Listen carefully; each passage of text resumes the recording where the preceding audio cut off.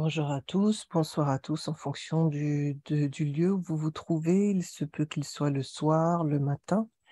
Quoi qu'il arrive, quoi qu'il en soit, que la bénédiction du Seigneur vous accompagne. Oui, effectivement, nous avons encore quelques heures devant nous, quelques heures pour louer l'Éternel, quelques heures pour reconnaître sa grâce, sa miséricorde et sa bonté envers nous.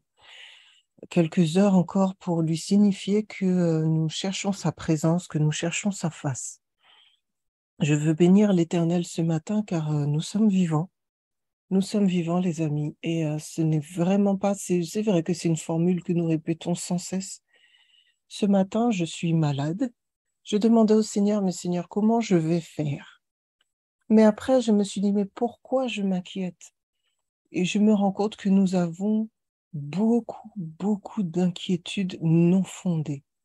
Ce matin, ça va être une réflexion sur ce que le Saint-Esprit va dire. Il y aura peut-être des moments de repentance.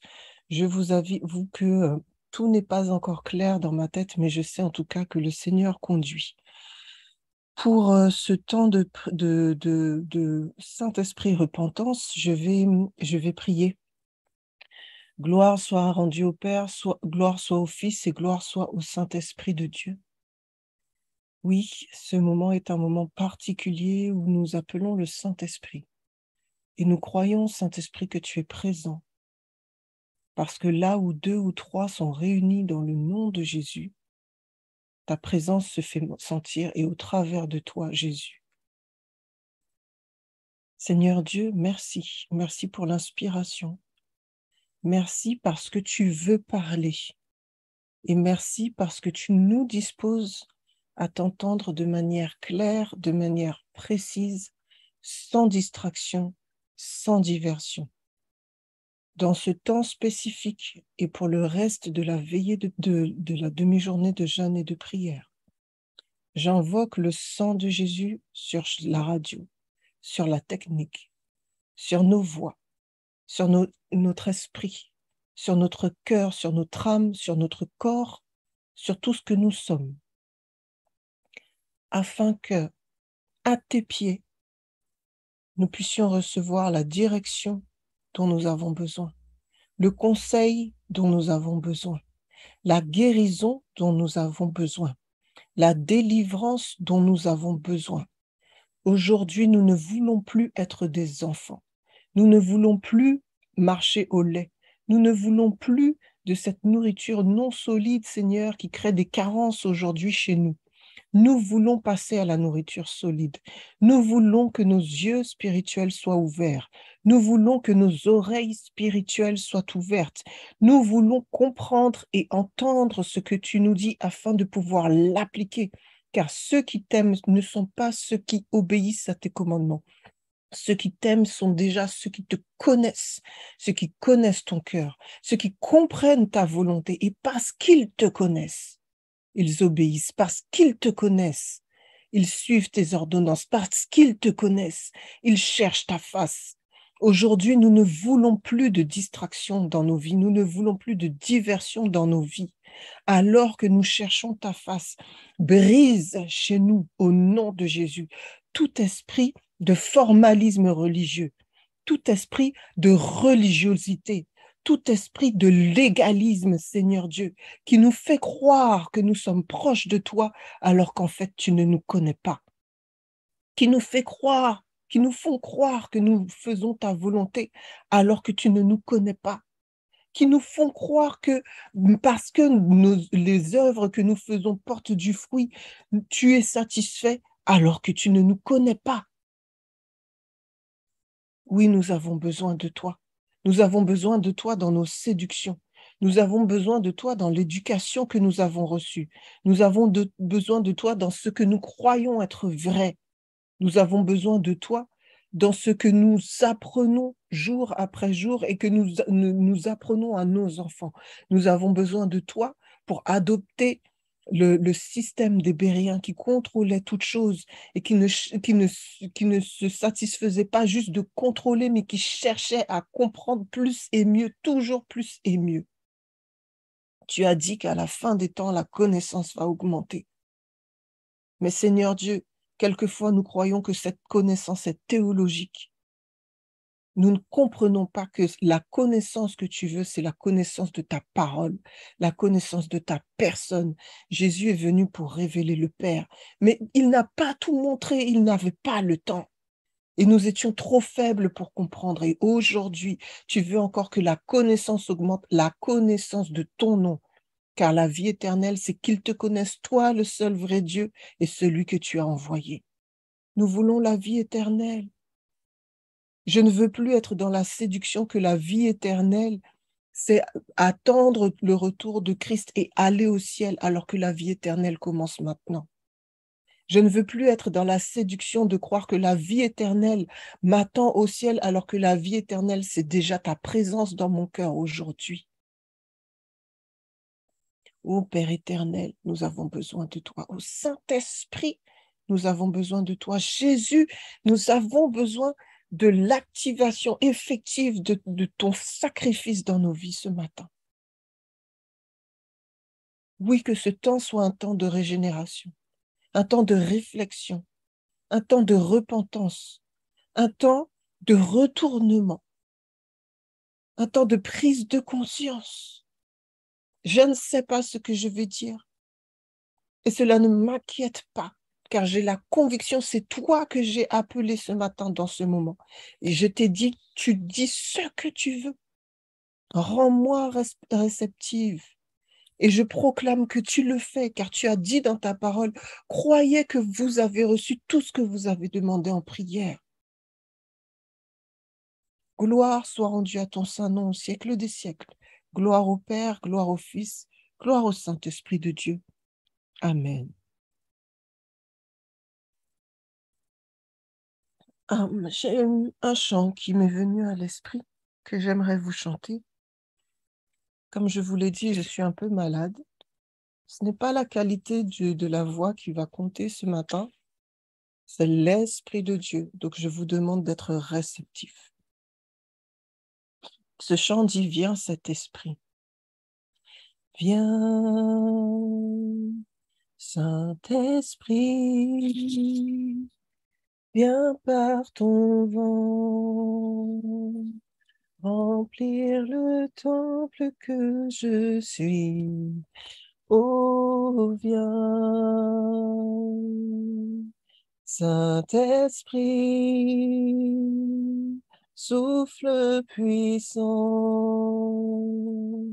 brise d'amour, courant de vie. Oh, souffle sur moi, souffle sur moi, souffle, souffle sur moi, souffle sur moi, souffle,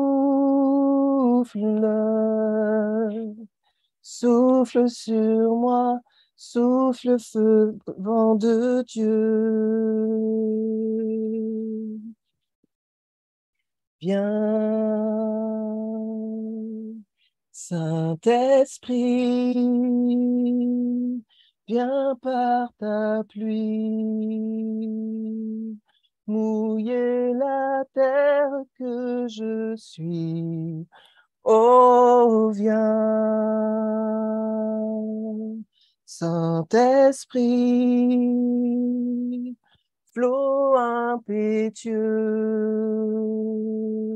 source d'amour, fleuve de vie, coule sur moi, coule sur moi, coule sur moi, coule sur moi, coule, coule sur moi, coule pluie de Dieu. Viens, Saint-Esprit, viens par ton feu, brûler l'offrande que je suis. Oh, viens, Saint-Esprit, feu dévorant, brasier d'amour, flamme de vie. Embrase-moi, embrase-moi, brûle. Embrase-moi, embrase-moi, brûle. Embrase-moi, brûle le feu de Dieu.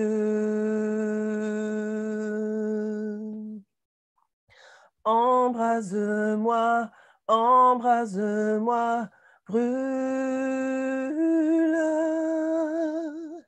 Embrase-moi, embrase-moi, brûle. Embrase-moi, brûle le feu de Dieu. Oui, ce matin, nous sommes venus chercher le Saint-Esprit afin que son vent puisse être ressenti chez nous, afin qu'il puisse souffler sur nous, afin qu'il puisse couler sur nous, afin qu'il puisse nous embraser. Et j'ai trouvé ce chant très intéressant ce matin parce que la première strophe dit « Viens Saint-Esprit, viens par ton vent remplir le temple que je suis ». Avons-nous conscience à chaque instant d'être un temple, de faire partie d'un temple plus grand? Ce matin, avant de me connecter, je relisais en fait tout ce qui concernait, enfin un petit peu ce qui concernait le Lévirat. Nous savons en fait que les Lévites n'avaient pas de territoire en Israël, mais pourtant, ils étaient répartis sur tout le territoire et ils avaient 48 villes. 48 villes appartenaient aux Lévites répartis sur tout le territoire, parce que le Seigneur voulait que sa présence, les Lévites soient répartis sur tout le territoire. La question que je me pose en fait ce matin, c'est est-ce que je réalise que je suis un temple là où je suis? Est-ce que je réalise qu'il y a des personnes qui ne viendront jamais à l'église, mais qui viendront auprès de moi? Est-ce que je réalise, nous disons souvent, il y a une phrase qui dit « Je suis peut-être la seule Bible que mon entourage lira », qui vient de la parole de Dieu, Paul disant que nous sommes des lettres ouvertes. Et c'est vrai, nous le répétons sans cesse, mais quelle qualité de lettre, quelle qualité de Bible. Est-ce que c'est une Bible poussiéreuse? Est-ce que c'est une Bible dans un patois qu'on ne connaît pas? Les amis, nous aimons sortir de belles phrases. Nous aimons parler de sanctification, etc. Quelquefois, notre langage est tellement spirituel que les gens autour de nous ne nous comprennent pas. On voit aujourd'hui, en fait, que la Bible, même a plusieurs versions. Il y a des versions courantes. Et au fur et à mesure que les générations passent, les versions courantes changent. Il y a eu d'abord, comment dire, c'était en latin, ça a été traduit en français. Et quand ça a été traduit en français, on a eu Louis II révisé, on a la Darby, on a Parole de vie. Et regardez le nombre de versions de la Bible que nous avons aujourd'hui. Pourtant, c'est la même parole. C'est la même parole. Ce qui signifie que pour le Seigneur, nous devons être des Bibles fidèles à la même parole, mais des versions différentes. Une unicité dans l'unité. Mais frère, sœur, te considères-tu comme une Bible aujourd'hui? La Bible, c'est un ensemble de recueils. La Bible, c'est un ensemble de livres. Peut-être que tu n'es pas une Bible, peut-être que tu n'as pas un ensemble de recueils, peut-être que tu n'as pas un ensemble de livres. Mais à partir même de un livre, il peut déjà se passer des choses. Pour preuve, nous voyons que nous distribuons des livres de Luc, des livres de Jean, des livres de Matthieu, des livres de Marc pour l'évangélisation, des livres de psaumes, des livres de proverbes. Est-ce que l'on peut te distribuer, frère, sœur? Est-ce que l'on te lit? Est-ce que tu as conscience que tu es un livre? Certains d'entre nous sont tristes parce qu'ils n'ont jamais emmené quelqu'un à l'église. Mais est-ce que tu as déjà emmené quelqu'un à Jésus? Frère, sœur, tu es une synagogue. Frère, sœur, tu es un temple. Si tu es un temple, tu as déjà l'autorité en toi. Est-ce que en ta présence, tu conduis au Christ? Est-ce que tu es un temple avec des portes ouvertes? Le tabernacle avait de larges portes. La largeur des portes, de la porte était de 10 mètres, les amis, pour que l'on puisse comprendre en fait que l'amour de Dieu est large, que son accueil est grand, que jour et nuit, il est là pour nous accueillir. Est-ce que tu es ouvert? Est-ce que tu es accessible? Est-ce que c'est difficile de te parler? Est-ce que c'est difficile d'échanger avec toi parce que tu ne peux parler que de spiritualité? Est-ce que tu blagues avec les gens qui sont autour de toi? Est-ce que tu leur demandes bonjour? Est-ce que tu leur demandes comment ça va? Prends-tu de leurs nouvelles? Connais-tu la vie de tes collègues?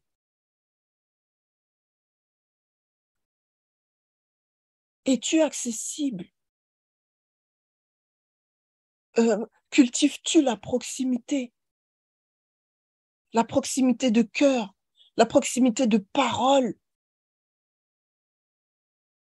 Est-ce que dans ta présence, les gens se sentent bien ou ils se sentent coincés parce qu'on ne peut pas dire, on ne peut pas faire en sa présence? Alors attention, en tant que temple, effectivement, il y a des choses qui sont saintes et des choses qui ne le sont pas.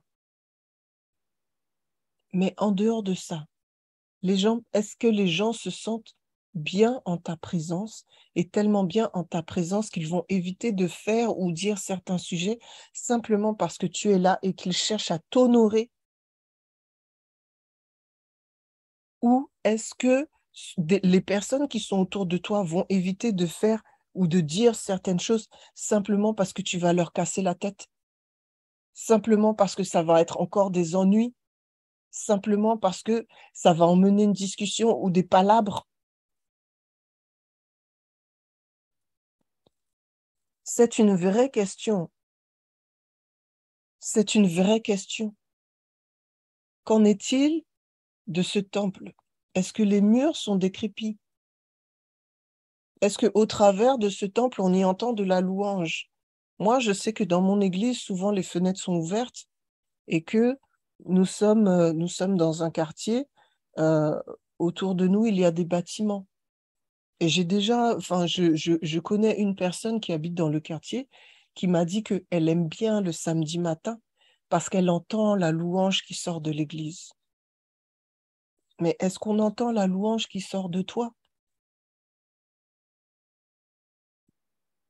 Est-ce qu'elle est rare? Est-ce qu'elle est fréquente et quotidienne? Quelle est cette qualité de louange? Et là encore, je ne vais pas parler de la qualité vocale. Lorsque quelqu'un chante, même quand il chante faux, son enthousiasme, la vie qu'il va mettre dans son chant fait que l'on se connecte. On se connecte parce que l'on se connecte à son cœur. Il y a une puissance dans la louange et cette puissance n'est pas dans la voix. La voix accompagne, la voix peut amplifier ou pas le message. La voix ouvre des portes, c'est vrai. Mais la puissance de la louange n'est pas dans la qualité de ta voix. Est-ce que ta louange est puissante? Est-ce que ta louange fait ricochet? Est-ce que ta louange crée autour de toi une atmosphère? Est-ce que ta louange crée autour de toi, pose quelque chose autour de toi? Parce qu'il est dit que le Seigneur règne parmi la louange de son peuple. Donc, est-ce que ta louange euh, manifeste le règne de Dieu dans ta vie et donc le règne de Dieu qui, par ricochet, va se répandre autour de toi?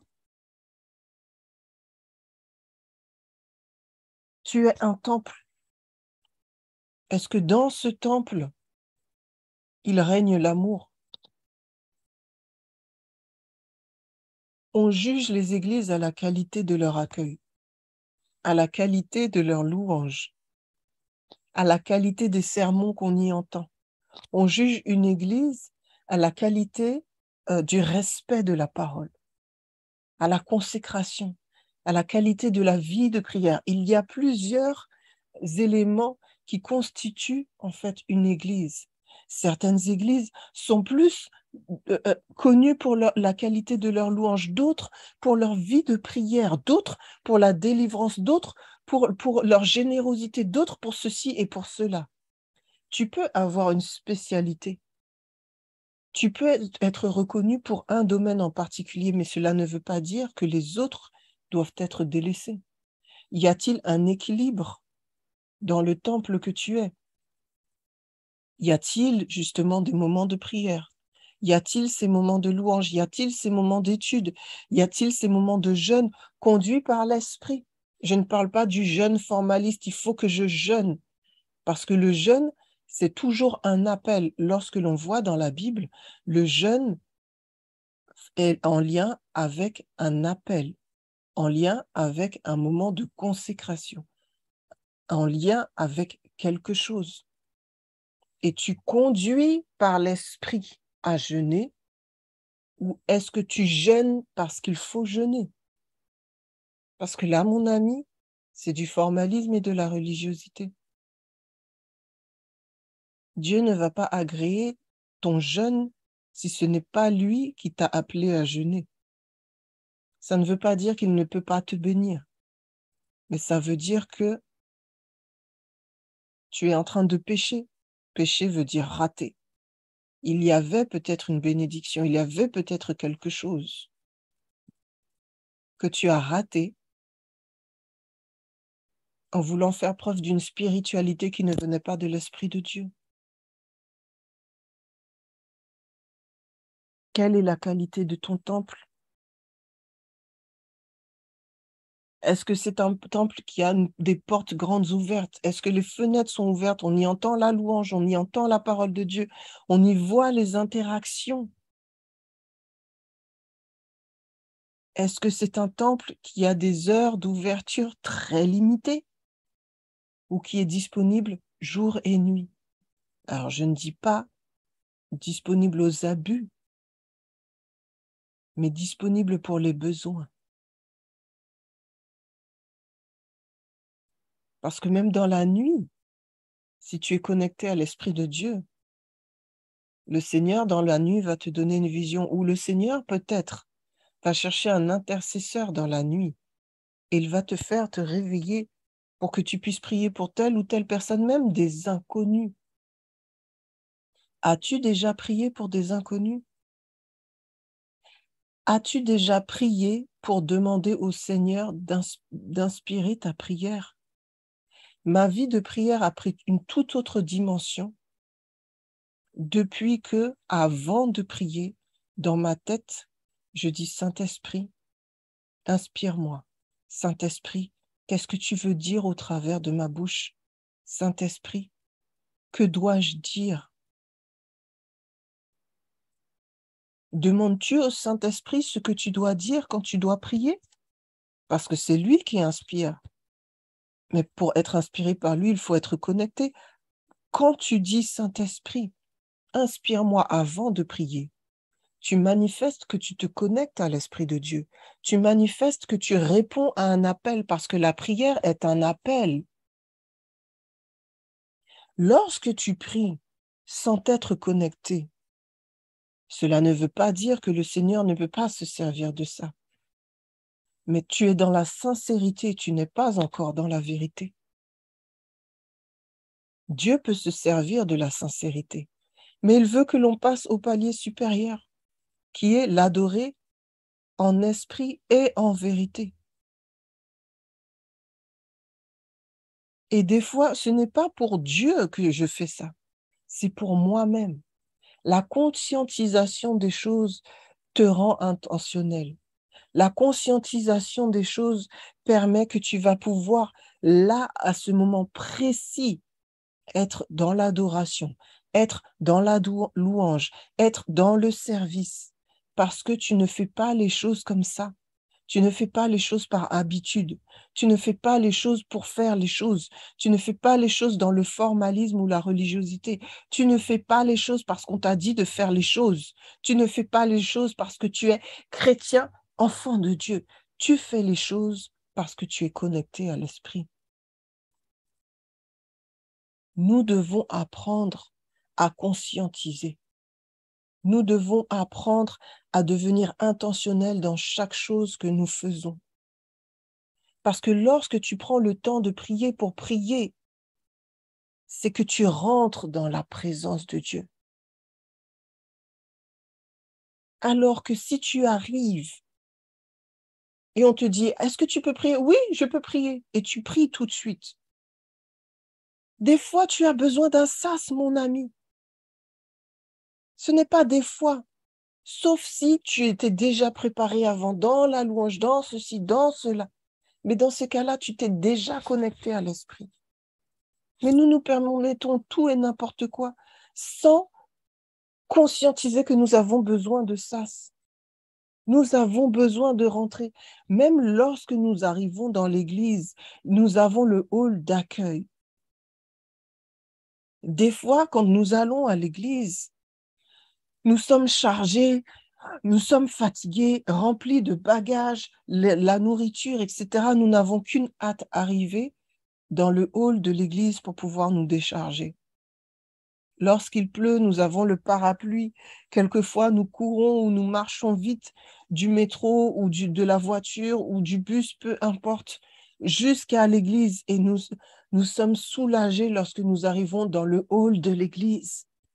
Parce que le hall est un lieu de dépose. C'est le lieu où tu vas déposer ton sac. C'est le lieu où tu vas déposer ton parapluie.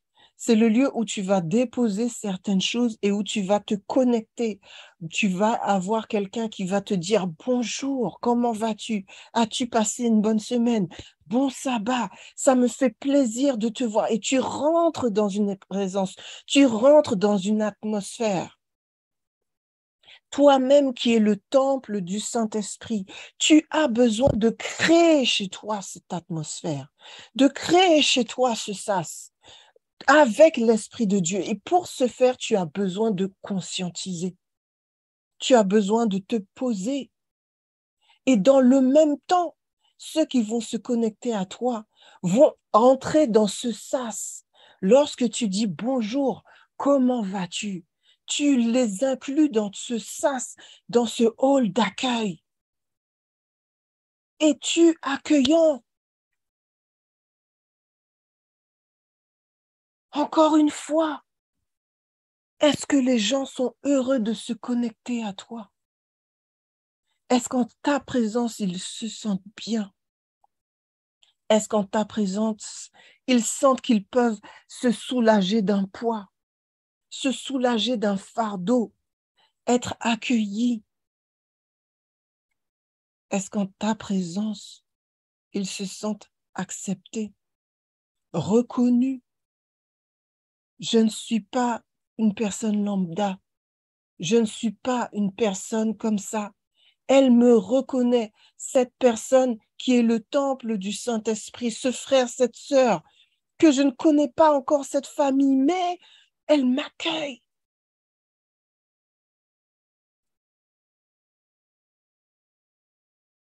Je vais prier. Père éternel, bonjour, bonjour. Merci de m'avoir accueilli. Et comme tu m'as accueilli ce matin, je reconnais que peut-être je n'accueille pas.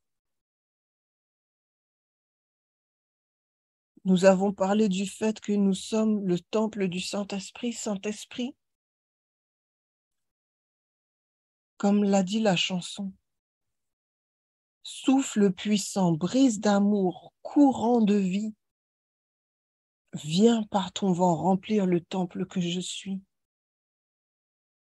Remplis-le et que ta présence ouvre les portes qui sont encore fermées en moi. Que ta présence ouvre les fenêtres qui sont encore fermées en moi.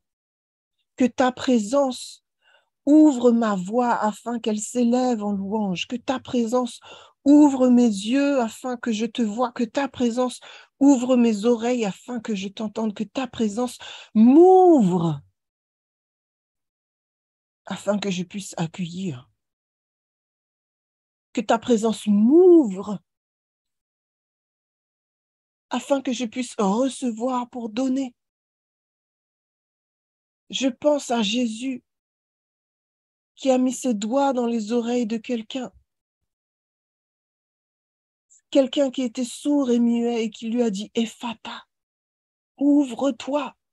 Ce matin, ouvre-nous, ô Père éternel, ouvre-nous, Saint-Esprit, par la puissance qui est en toi, par la présence de Jésus en nous, au travers de toi. Nous voulons être ouverts. Nous voulons être ouverts. Pardon, pardon parce que la qualité de nos temples n'était pas là. Pardon parce que nous n'avons pas assuré l'entretien. Pardon parce que pour nous, les temples physiques sont plus importants que nous-mêmes. Pardon, car nous focalisons toute notre attention sur le temple que nous fréquentons le samedi matin, oubliant que nous sommes un temple, que nous faisons partie d'un temple spirituel plus grand et que nous avons des devoirs, des obligations et des privilèges. Nous sommes responsables de l'évangélisation de l'Église que nous sommes. Nous sommes responsables de la vie de prière de l'Église que nous sommes. Nous sommes responsables de la qualité de la louange et de la liturgie de l'Église que nous sommes. Nous sommes responsables de la qualité de l'accueil de l'Église que nous sommes. Nous sommes responsables. Responsables. Rends-nous responsables. Rends-nous intentionnels. Rends-nous conscients afin que nous puissions t'adorer en esprit et en vérité. Pardon pour tous ceux qui se sont sentis rebutés par nous.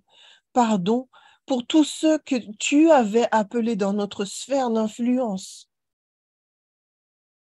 et qui sont partis sans rien, ou dans la déception, ou dans la frustration, ou dans la colère, ou dans la haine, ou dans l'amertume, ou dans le ressentiment, ou dans une fausse image de qui tu es, ou dans la religiosité, ou dans le formalisme.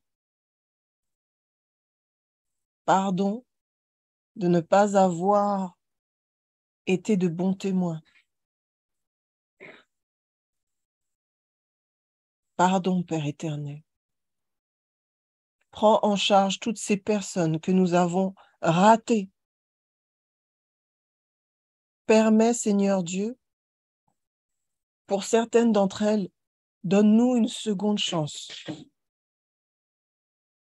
Mais le principal, donne-leur une seconde chance. Une seconde chance de se connecter à une église qui sera prête à les accueillir, à un frère, à une sœur qui sera prête à faire le travail que nous n'avons pas fait ou que nous avons mal fait. Et que dorénavant, nous puissions accueillir convenablement ce que tu as préparé pour nous. Gloire soit rendue à ton Saint-Nom. Au nom de Jésus, Amen.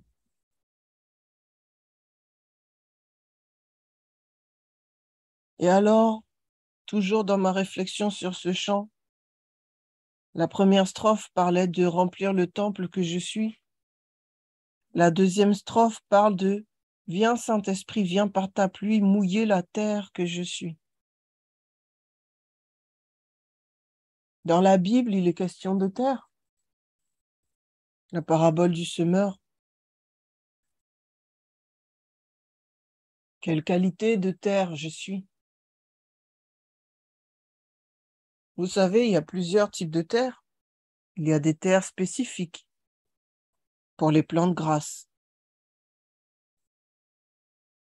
des terres pour les orchidées, des terres pour les fruits et les légumes des spéciaux. Il y a des terres qui sont plus ou moins acides, plus ou moins riches. Le but, ce n'est pas forcément d'être une terre universelle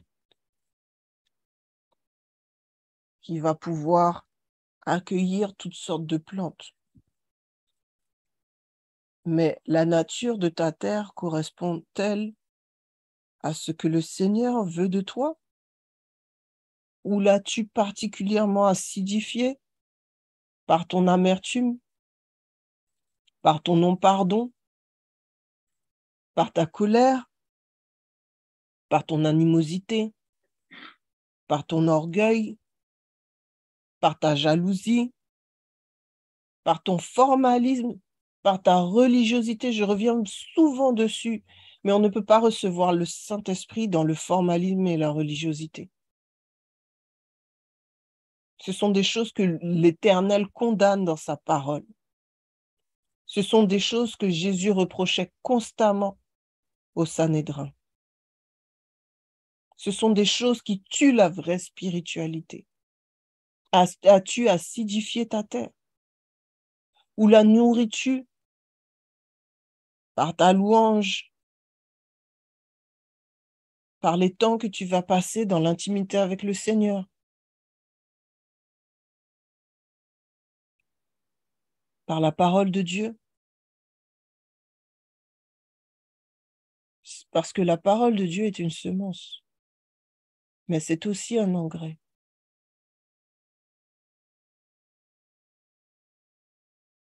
Viens par ta pluie mouiller la terre que je suis. Ô viens, Saint-Esprit, flot impétueux, source d'amour, fleuve de vie. Y a-t-il de la vie chez toi? Que la vie? Ou y a-t-il la mort? La mort dans tes paroles, paroles de critique, paroles de jugement. La mort dans tes actions, indifférence, égoïsme, focalisation sur toi, matérialisme. Y a-t-il l'amour? Pardonnes-tu? Écoutes-tu? Te rends-tu disponible?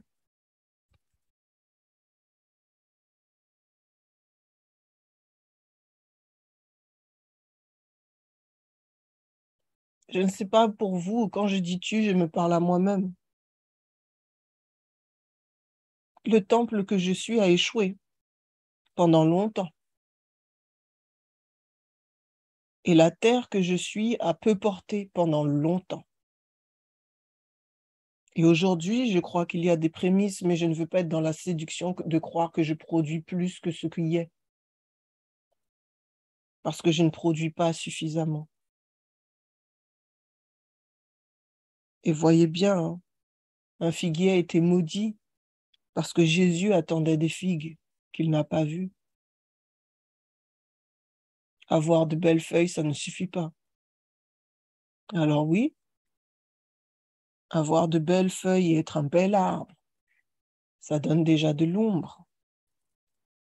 Mais le Seigneur attend plus de toi que de donner juste de l'ombre.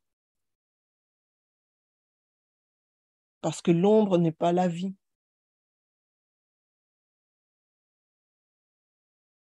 La vie est notamment dans le manger et le boire. Donc si tu ne portes pas,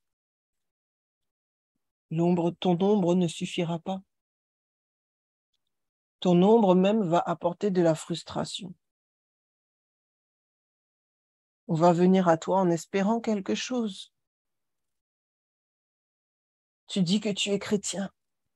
Ah, elle est chrétienne. Ah, il est chrétien. Ah, peut-être que...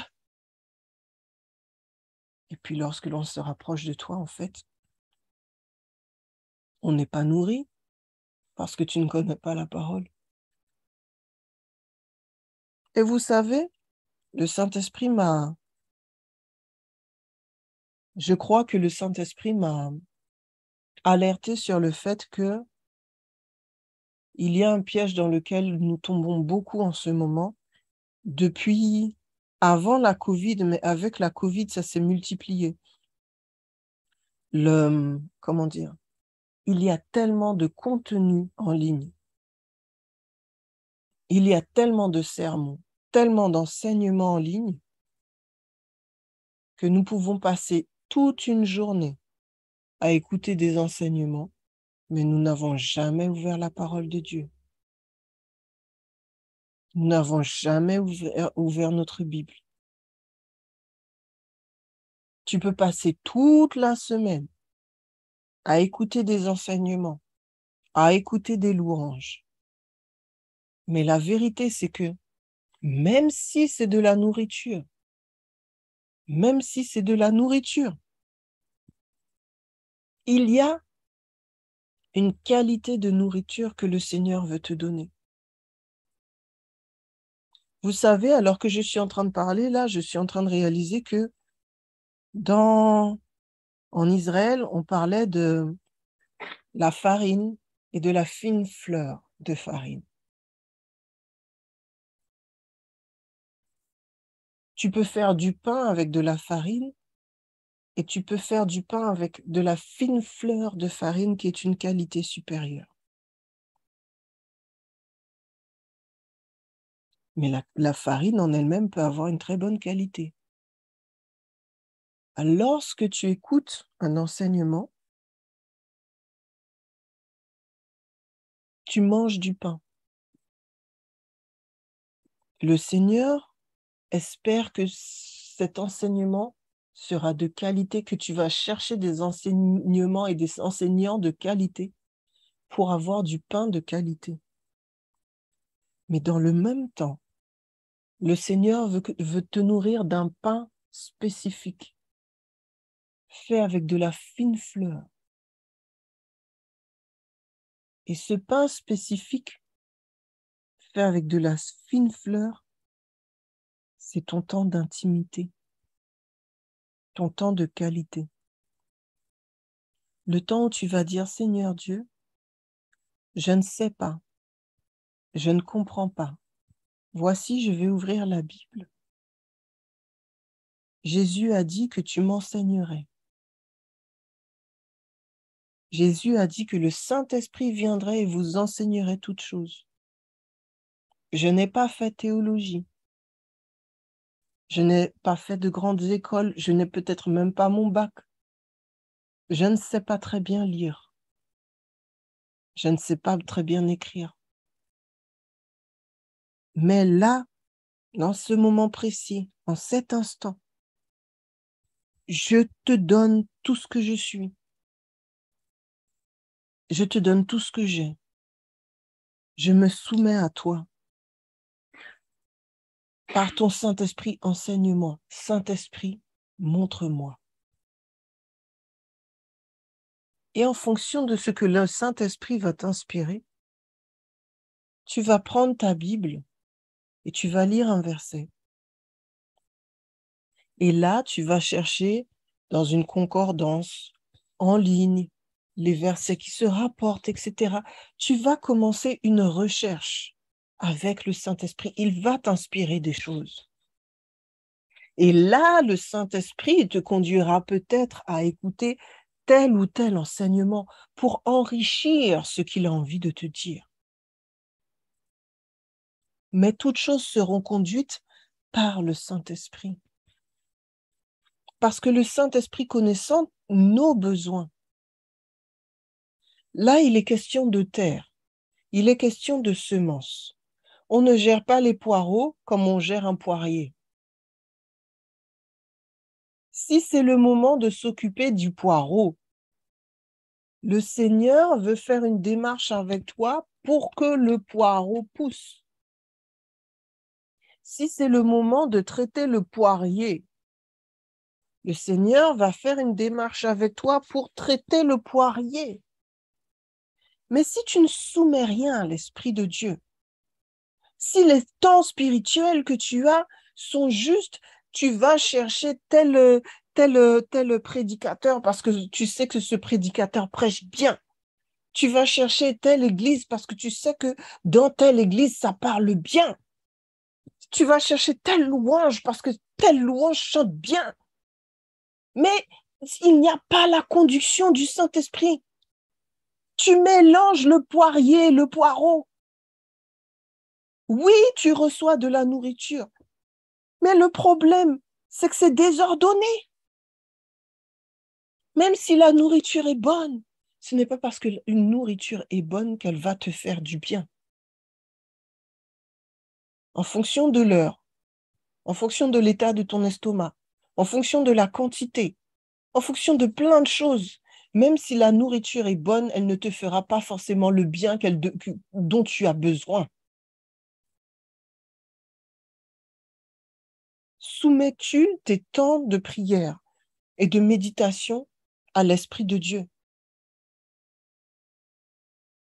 As-tu galvaudé ces temps de lecture biblique pour te concentrer sur des enseignements parce que, il enseigne bien, j'en apprendrai plus.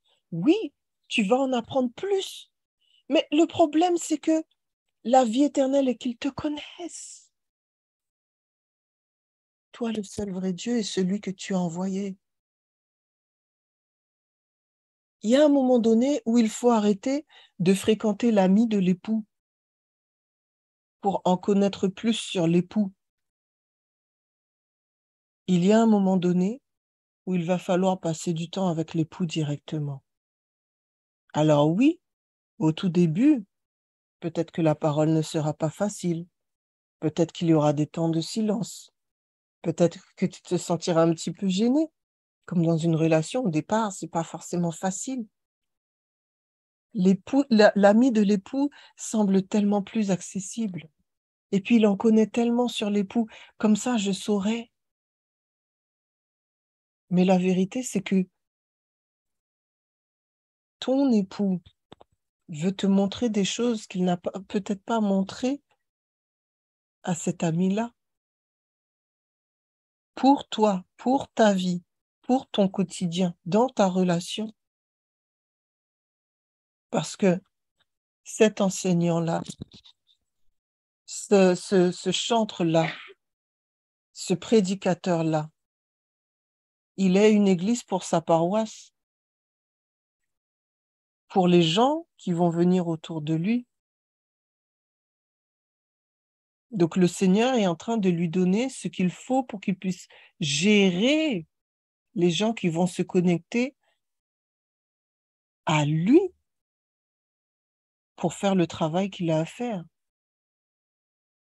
Mais toi, en tant que temple, ben, les gens, ta paroisse, entre guillemets, ton assemblée, ben, c'est ton entourage. Ton entourage n'a peut-être pas besoin de savoir la théologie enfin, pas la théologie, n'a peut-être pas besoin de comprendre c'est quoi les 144 000 tout de suite, mais elle a besoin de connaître un Dieu personnel. Elle a besoin de connaître quelqu'un qui répond aux prières. Elle a besoin de connaître quelqu'un qui a exaucé des choses dans ta vie, qui a fait des choses dans ta vie, qui t'a parlé de telle ou telle manière. Je me souviens une fois dans mon entreprise, je parlais avec une femme qui sa famille est catholique. Donc, ils vont à Noël, etc., à l'église, mais elle ne croit pas en Dieu, elle ne croit pas en Jésus, et elle me disait, tu sais, mais si Dieu existe vraiment, pourquoi il laisserait l'homme faire tout ce qu'il fait, tout ça, etc. Les questions classiques que tout le monde se pose. Et je commence à lui dire, tu sais, voilà, j'ai des enfants. Aujourd'hui, j'ai une plaque électrique, mais avant, j'avais du gaz. Si j'allume le feu, je dis aux enfants, quand on voit la flamme, c'est beau, c'est chaud, on a envie de voir. Si je dis aux enfants de ne pas toucher et qu'ils touchent quand même, est-ce que je suis fautif?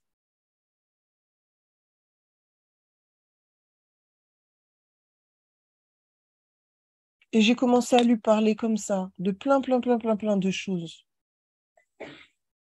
du fait que Jésus nous aime tellement qu'il a pris notre place, que nous étions en train de brûler dans le feu du péché et que Jésus est venu brûler pour nous, à notre place, pour nous donner la vie. Et j'ai commencé à discuter avec elle selon, en fait, les images qui lui parlaient.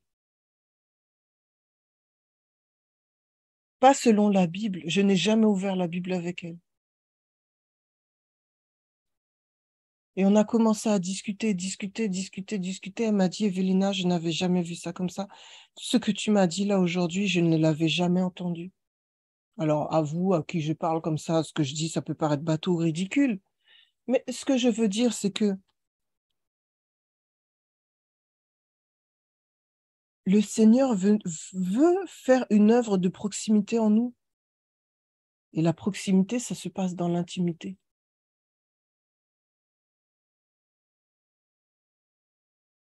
Tu ne peux pas devenir intime avec les autres si tu n'es pas intime avec Dieu.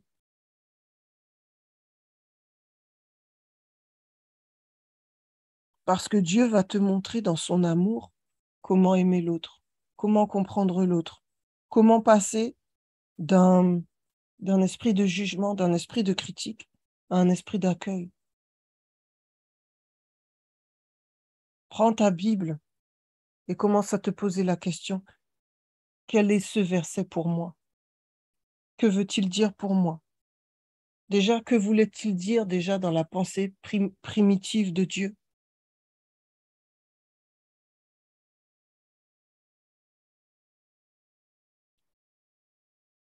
Et aujourd'hui, qu'en est-il pour moi? Qu'est-ce que cela veut dire?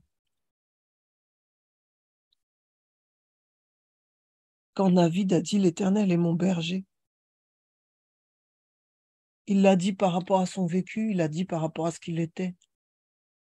L'Éternel est quoi pour toi? Est-ce que si demain on te pose la question, qu'est-ce que l'Éternel pour toi, tu sauras répondre? Dans berger, David entendait tellement de choses. Un ami, un sauveur, le pourvoyeur, le défenseur, le roi des rois, le seigneur des seigneurs. Il entendait beaucoup plus que ce que nous réalisons ou croyons aujourd'hui. Son tout. Et toi, passes-tu du temps avec l'époux ou te contentes-tu de fréquenter les amis de l'époux? Alors oui, si tu ne fréquentes que les amis de l'époux, c'est sûr que spirituellement parlant, tu vas en savoir des choses.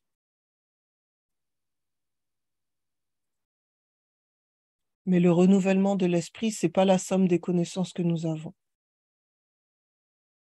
Le renouvellement de l'esprit, c'est la parole de Dieu active en toi. Est-ce que tu proclames la parole de Dieu? Est-ce que lorsqu'il se passe quelque chose, tu connais une parole, une promesse qui se réfère à ce moment-là? Et tu t'attaches à ça et tu proclames que la parole de Dieu ne revient jamais à lui sans effet. Et que comme il a dit ça, comme il a dit que par ses blessures, nous sommes sauvés et par ses meurtrissures, je suis guéri. Alors je proclame que je suis guéri. Je proclame que et j'y crois. Parce que la vérité, c'est que nous croyons beaucoup de manière intellectuelle. Mais il y a des choses qui ont besoin de descendre dans toutes les fibres de notre être. Et ça ne passe pas parce que nous manquons d'intimité.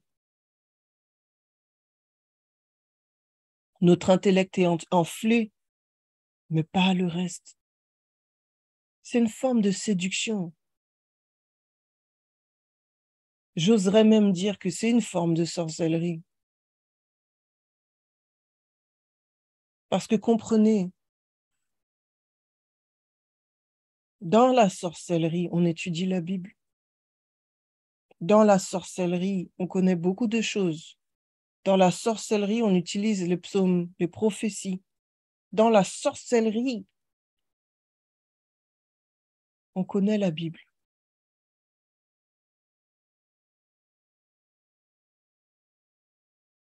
On étudie les signes.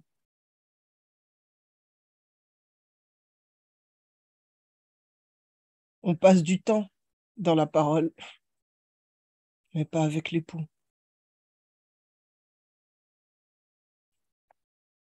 Ne nous retrouvons pas dans une situation où nous pourrions être confondus avec un sorcier, les amis.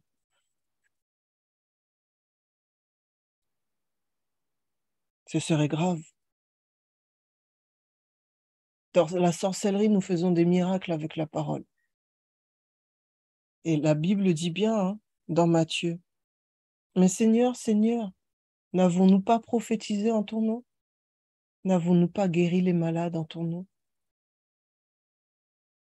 Et la réponse de Jésus, « Arrière de moi, je ne vous ai jamais connu. » C'est grave et c'est triste. Seigneur Dieu, sommes-nous des sorciers inconscients? Seigneur Dieu, avons-nous pratiqué la sorcellerie sans le savoir, croyant te faire plaisir, croyant nous rapprocher de toi, croyant faire ta volonté, alors que nous n'étions simplement que dans une séduction qui nourrissait notre âme, nourrissait notre ego, nourrissait notre émotionnel que nous avons pris pour notre vie spirituelle. Seigneur, ce matin, nous avons besoin que tu mouilles la terre que nous sommes. Mais au-delà de ça, nous avons besoin, en fait, que tu la retournes, que tu la travailles, que tu l'enrichisses. Nous reconnaissons que pour certains d'entre nous, nous ne sommes pas prêts encore à recevoir les semences. Nous ne sommes pas prêts à faire croître. Nous ne sommes pas prêts à faire pousser. Nous ne sommes pas prêts, nous ne sommes pas prêts. Mais prépare-nous ce matin. Retourne la terre. Enrichis-la. Nourris-la. Aère-la.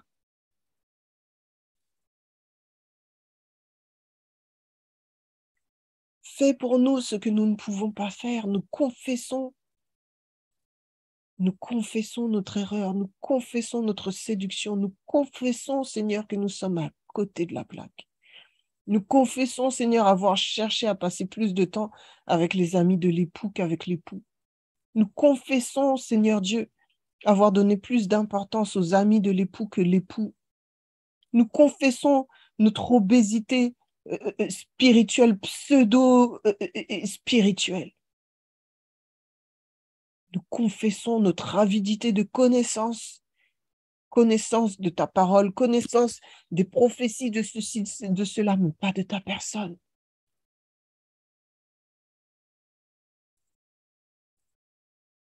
Viens à notre secours. Viens à notre secours.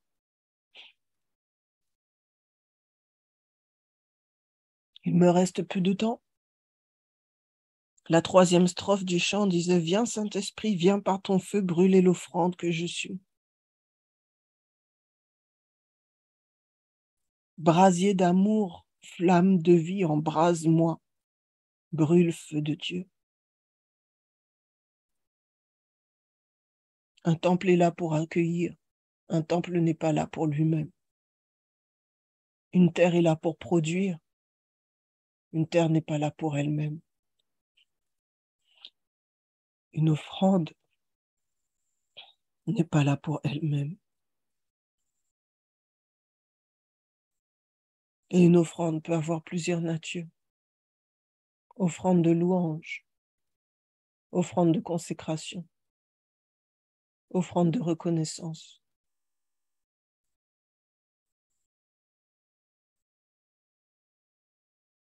Offrande de repentance. Est-ce que tu es une offrande? Tu es une offrande vivante. Offrande vivante veut dire que, premièrement, tu brûles constamment. Que deuxièmement, tu seras soit dans la louange, soit dans la repentance, soit dans l'action de grâce, soit dans l'adoration, mais en tout cas, tu vas tourner. Tu es tous les types d'offrandes.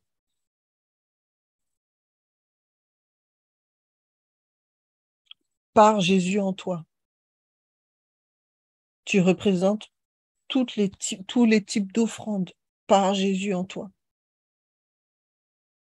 Il y avait l'offrande du matin, l'offrande du soir. Il y avait une offrande qui brûlait sans arrêt dans le sanctuaire. Est-ce que tu brûles sans arrêt?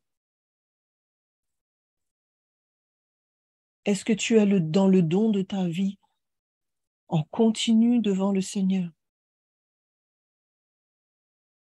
C'est ce qu'on appelle la vie de prière. La vie de prière ne s'arrête pas au temps de prière. La vie de prière, c'est quelque chose de constant.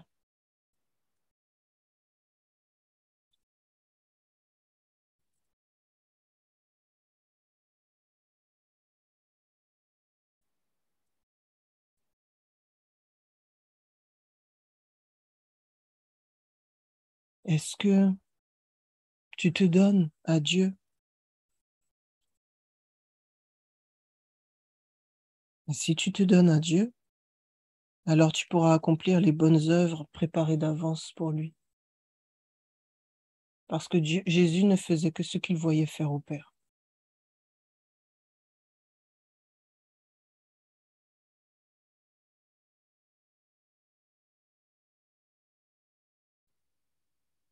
Il ne faisait que ce qu'il voyait faire au Père. Il ne se prenait pas la tête.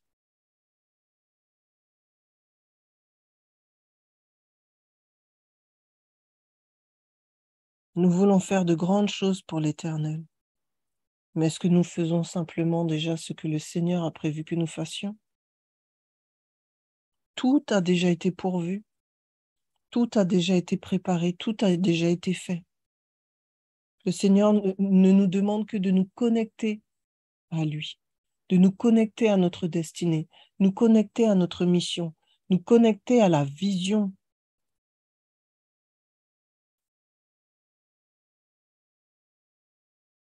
Et nous allons chercher de droite à gauche. Nous envions les autres. Nous convoitons les dons.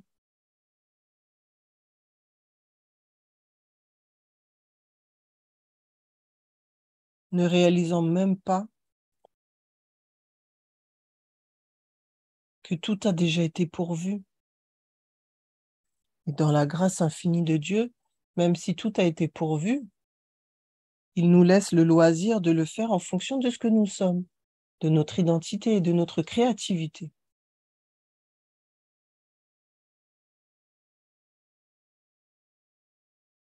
Mais au lieu de regarder chez le voisin déjà, est-ce que tu es au clair? Est-ce que tu es au clair sur le fait que tu es un sacrifice vivant? Que tu as été préparé pour être sacrifié, racheté, lavé, justifié en Jésus.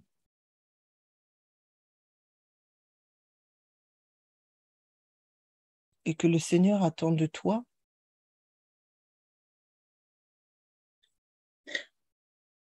que tout ce que tu es et que tout ce que tu as soit au bénéfice du plus grand nombre pour sa gloire, selon sa sagesse. Ça ne veut pas dire oui à tout le monde. Ça ne veut pas dire que dès que quelqu'un te demande quelque chose en te disant, que tu vas dire oui parce que ça vient de l'Église, c'est le pasteur qui l'a dit, etc. Il faut tout soumettre au Saint-Esprit, tout soumettre au Saint-Esprit. Si le Saint-Esprit a parlé à ton comité d'église pour dire que tu es ceci ou cela, ça veut dire que le Saint-Esprit t'a parlé aussi. Si le Saint-Esprit ne t'a pas encore parlé, prends le temps de la réflexion. Ne dis pas oui à quelque chose qu'on t'a demandé comme ça, juste dans le couloir de l'église parce que on a besoin de ta réponse rapide. Ça, ce n'est pas l'Esprit de Dieu. Ne dis pas oui à quelque chose parce qu'il manque quelqu'un et que tu as le don pour le faire. Ça, ce n'est pas l'Esprit de Dieu.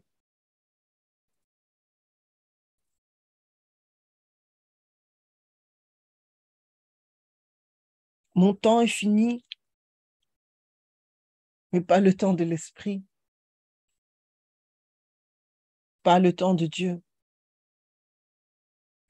Voici tout ce qui a été dit ce matin. J'ai la conviction, ô Seigneur, que tu veux parler à chacun. J'ai la conviction, Saint-Esprit, que tu veux parler à chacun. Continue l'œuvre que tu as commencée en chacun d'entre nous. Continue de nous inspirer. Continue de nous parler. Continue de renouveler notre intelligence. Continue de nous faire du bien. Gloire soit au Père, rendue au Père, gloire soit rendue au Fils et gloire soit rendue au Saint-Esprit de Dieu. En toutes choses, que le nom de Dieu soit reconnu, que sa souveraineté soit révélée au travers de nous, au bénéfice du plus grand nombre. Au nom de Jésus, Amen.